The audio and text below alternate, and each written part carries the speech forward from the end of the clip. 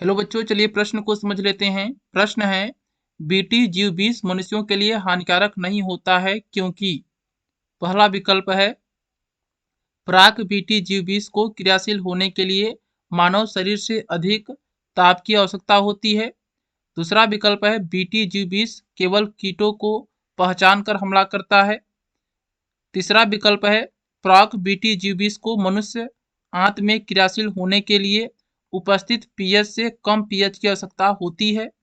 आखिरी विकल्प है बीटी जीव विष से जीव विष में परिवर्तन उच्च क्षारीय अवस्था पर होता है। चलिए इस प्रश्न की मुख्य अवधारणा को समझ लेते हैं।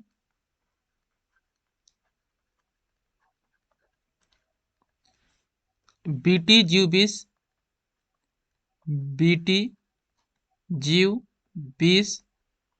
बैसिलस thuringiensis जीवाणु से प्राप्त होता है, जिसे संक्षेप में बीटी जीवाणु कहते हैं। बीटी जीवाणु से क्राइजीन प्राप्त होते हैं और इन क्राइजीन से एक प्रोटीन उत्पादित होता है जिसे बीटी जीव विष कहते हैं। और यह जो बीटी जीव विष है ये कीट के आहार नाल में पहुंचकर कीट के आहार नाल में पहुंचकर वहां का आहार नाल में जो उच्च क्षारीय अवस्था होती है, उच्च क्षारीय अवस्था में सक्रिय हो जाता है और सक्रिय होकर आहार नाल में छेद कर देता है। आहार नाल में छेद कर देता है। यह जो बीटी जीव विष है मनुष्य के लिए हानिकारक नहीं होता है, मानव के लिए हानिकारक नहीं होता है, क्योंकि बीटी जीव विष तभी सक्रिय होता है जब उच्च क्षारीय अवस्था होती है। जब उच्च क्षारीय अवस्था होती है और मनुष्य में ऐसी अवस्था नहीं होती है।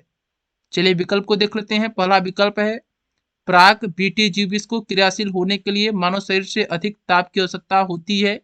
यह विकल्प गलत है। जो बीटी जीव विष है इसकी जो क्रियाशीलता होती है वह उच्च क्षारीय अवस्था पर निर्भर करती है, ना कि ताप पर निर्भर करती है। दूसरा विकल्प है बीटी जीव विष केवल कीटों को पहचान कर हमला करता है। यह विकल्प गलत है। बीटी जीव विष कीटों को पहचान कर हमला नहीं करता है। तीसरा विकल्प है प्राक बीटी जीव विष को मनुष्य आंत में क्रियाशील होने के लिए उपस्थित पीएच से कम पीएच की आवश्यकता होती है। यह भी विकल्प गलत है। आखिरी विकल्प है बीटी जीव विष से जीव विष में परिवर्तन उच्च क्षारीय अवस्था पर होता है। यह विकल्प सही है। जो बीटी जीव विष है यह जीव विष में परिवर्तित होता है उच्च क्षारीय अवस्था पर। इस प्रश्न का सही उत्तर है आखिरी विकल्प। हम आशा करते हैं यह प्रश्न आपको समझ में आया होगा। धन्यवाद।